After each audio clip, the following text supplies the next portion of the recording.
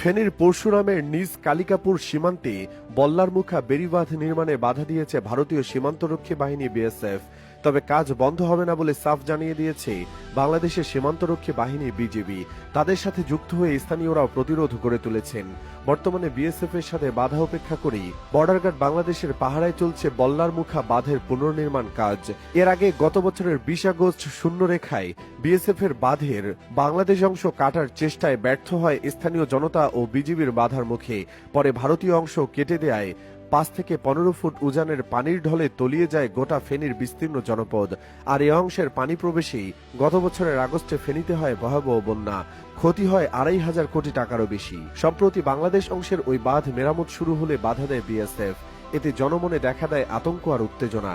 যদিও বাঁধের কাজ বন্ধ হবে না বলে বিজিবির পক্ষ থেকে সাফ জানিয়ে দেওয়া হয়েছে।